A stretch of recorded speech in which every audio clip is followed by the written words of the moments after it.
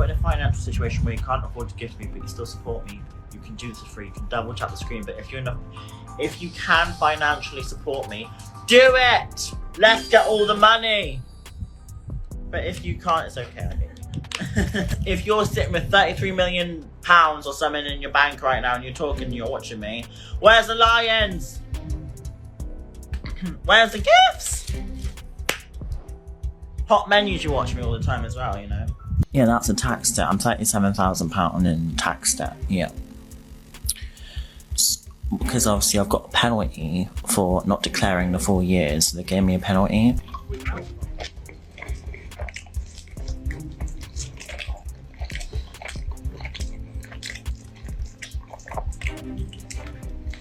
It's kind of just people don't care, do they? Like people just don't really fucking care. Like just. When it comes to TikTok chaos, Elphaba Orion Doherty has built herself a reputation, and not the good kind. But if there's one storyline that cemented her as the internet's favorite cautionary tale, it's the now infamous begging to mukbang pipeline. And let me tell you, the details of this spiral are wild enough to make even the most loyal viewer throw their hands up and say, enough is enough. So, let's set the scene. Picture the live starting up. The ring light is on, the chat is buzzing, and Elphaba's face appears on screen, already looking weary. Before the internet can even get comfortable, she launches into her opening act, what some fans are now calling her sad monologue. With trembling voice and teary eyes, she tells her audience how hard things have been. Maybe her rent is behind, maybe the electricity is seconds from being shut off, maybe she hasn't had a proper meal in days. The script rotates, but the theme is always the same. Elphaba is struggling, and the only thing holding her above water is, you guessed it, her viewers. It doesn't take long before the chat responds like clockwork.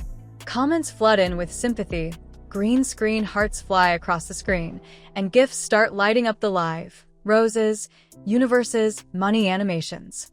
Viewers who are genuinely worried about her situation dig into their wallets, thinking they're helping a vulnerable creator in crisis. To them, it feels like they're stepping in to keep her fed, to keep her lights on, maybe even to keep her safe. But here's where the cycle takes a sharp and infuriating turn. Because just as soon as those sympathetic donations roll in, it's like a switch flips. By the end of the night, suddenly there's a knock at the door or a bag on the table. Delivery has arrived. And not a small snack either. We're talking full-on takeaway feasts. Massive portions of noodles, curries, wings, greasy burgers stacked sky-high, sauce containers spilling over. Can you see these fucking ignorant bastards trying to come at me? Horrible people. Horrible disgrace to the human race. Girl, if you're You will not control me. You're only getting half the story. I refuse. No, I'm not. Yeah, it is. And you'll be wrong this whole time, and then you will feel bad for messing with someone with autism and making them lose their shit because they can't control it.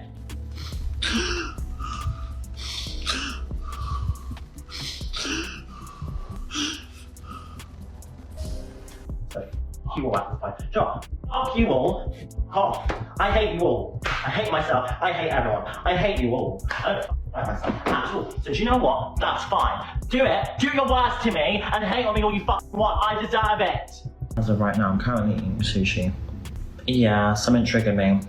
It was my live chat. Some of my live chat triggered me on TikTok. No, not right now. It's just when it happens in the moment, I can like smash things up and I can actually get quite aggressive, but not towards people, more towards myself. I cancelled that ambulance. I said, I don't waste your time. Like, I don't waste your resources. She was like, no, it's fine. Like, just cool. Like, she's like, because on my records it says I've got anxiety and depression. Good evening, TikTok. I would like to make a video regarding the recent post that's put about me over the country. So this week, out of all the blue, there's been people messaging me saying that there's going to be posters put about me all over Manchester, Nottingham, London, Bristol, all the places pretty much in the UK. And I just want to raise awareness to show how harassing and stalking this is. And I want to say, please do not believe a single word that comes out of that poster's mouth. It's basically mukbang heaven. Except, this mukbang came fresh off the back of a tearful live stream where Elphaba insisted she couldn't even afford bread. And she doesn't hide it either. In fact, she doubles down by making content out of the feast. She sets the food up proudly in front of the camera, angles it just so, and starts digging in with exaggerated expressions, describing every bite in detail. Viewers can practically smell the food through the screen, and naturally, comments explode. Some fans act relieved she's eating. Others are left fuming, typing things like, "Wait, didn't you just say you were broke?" Or, "We literally paid for that." And here's the kicker. The people who donated are basically watching the exact thing they unknowingly funded unfold right in front of their faces. This isn't just a one-off either. The internet has started noticing it's a pattern. Cry, beg, get sympathy donations, order food, and then hit record for a mukbang video. Rinse and repeat. And every time someone calls her out on the cycle, Elphaba instantly slides back into her other well-worn routine: tears, denial, and accusations. She'll insist people don't understand her struggles, that she's suffering more than anyone knows, and that critics are just haters making it worse. The result? The same loop all over again, with a different audience getting played like the last one. People are so fed up that this whole charade has turned into its own TikTok meme. Parody creators are mocking her in split screens, reenacting the exact sequence, fake crying at the camera, suddenly perking up when a donation rolls in, then showing up moments later with takeaway bags stacked to the ceiling. Her name has basically become shorthand for being scammed on live. The joke now is if you want to fund a mukbang, just tune into Elphaba's live stream. But the damage isn't just in memes or jokes. Former supporters, people who actually believed her at first, are now openly saying they feel manipulated. They're calling her out publicly, tweeting and stitching videos about how betrayed they feel after watching their donations turn into greasy food content. And in the cutthroat world of TikTok clout, once your supporters start flipping into critics, your reputation nosedives fast. And the craziest part? Instead of slowing down or breaking away from the cycle, Elphaba only seems to be leaning into it more and more. Each new meltdown is longer, each begging session is louder, and each mukbang feast is bigger than the last, like she's daring the internet to keep paying attention. Viewers are left stuck in this toxic soap opera, swinging between pity, anger, and disbelief. They can already predict what's going to happen next, but they can't look away. Gendered. Who? When I think about Z, I'm thinking Cerberus. You're basically non-binary. Because non-binary, you're not in the binary, you're non-binary. So that's what you gotta say. You're not gendered. I would have understood that more. I don't feel any sort of shit. Like, I've not even felt like low in my moods at all. It's so weird. I've actually felt the opposite. I've actually felt like a good effect with it. My body's like reacting it in a good way, not a bad way. Like, I don't feel low. I feel good. Like, cause beforehand, I felt so shit. Like, I felt like so horrible in myself. Like, I can't describe it. What's my ADHD score for a referral? 18! Out of 18, thank you. Stop Googling. No, that's how my behaviour has been. I've said put green hearts in the chat every time I'm nervous. Notice that's a trait of autism as well? That's looking for validation. Shut up! So people in real life who are neurodivergent, who I know who are diagnosed, they're the ones who absolutely understand that I'm definitely neurodivergent of some sort. And I do think I am. And I actually will never stop saying that until the day I die. I won't stop saying that until the day I die, until I am diagnosed with something. And then when I have that diagnosis paper, I will show that on my live stream very proudly and very happily. Instead of trying to get clarity, professional help, or even a little perspective, she turned serious conditions into a prop for sympathy.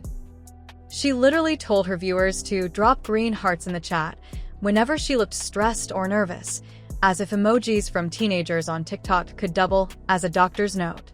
And here's the kicker. She eventually admitted she just wanted validation. Like, girl, what are we doing here? That's not awareness. That's fishing for pity claps, and everyone knows it. But of course, Alpha wasn't done. Not by a long shot. She took things to an entirely new level of unbelievable when she spun a story about almost dying of sepsis because a drama classmate pushed her over. Yes, you read that right. She claimed someone shoved her in class, and suddenly she went from a little bump to nearly fatal bloodstream infection in one sentence. That's not how sepsis works. That's not how infections work. That's not how anything works. People were left clutching their screens screaming, "Make it make sense." By this point, Alpha's reputation had gone way past messy. It was bordering on full-time comedy. She wasn't coming across as tragic or misunderstood anymore. She was coming across as a living punchline. Viewers weren't saying, "Poor Alpha," anymore. They were saying, "What ridiculous claim is she going to make today?" And here's where it got straight up gross. Instead of pulling back, refreshing her brand, and proving everyone wrong, she leaned into the nastiest side of her content and doubled down. We're talking dandruff covering her roots during streams, an actual spider caught crawling through her hair while she was straightening it, those infamous fart streams, and meals so unappetizing they had entire comment sections gagging. By then, people weren't even shocked anymore. They were flat out disgusted. But instead of cleaning up her act, she treated the gross out factor as part of her brand. That became her thing. The same way other influencers lean into glam, fashion, or skincare, Alpha leaned into being off-putting. And let's be real. The more she did it, the faster her image went downhill. The pattern was crystal clear. Make big, tearful promises, swear she was turning her life around, then fumble everything with another messy move. It was self-sabotage turned into performance art. And the peak irony? It came right after one of her dramatic live stream confessions. There she was on camera crying again about how embarrassed she felt, how desperate she was to leave the platform, how bad she wanted to disappear from the internet. For a moment, viewers might have thought she was serious. But, of course, Alpha didn't log off. She didn't unplug. She stayed live. She streamed. She dragged the whole thing out like it was just one more show in the ongoing circus. And that's the fatal flaw that sealed her fate. The cycle never stopped. Every potential moment to rebuild turned into another disaster. Every opportunity to step away became just another live stream cry fest. Until eventually, it wasn't the scandals alone that killed Elphaba's online image. It was the fact that she made the destruction her image. And once that cycle became her brand, well, let's just say her name went from messy TikTok personality to walking cautionary tale faster than you can type blocked.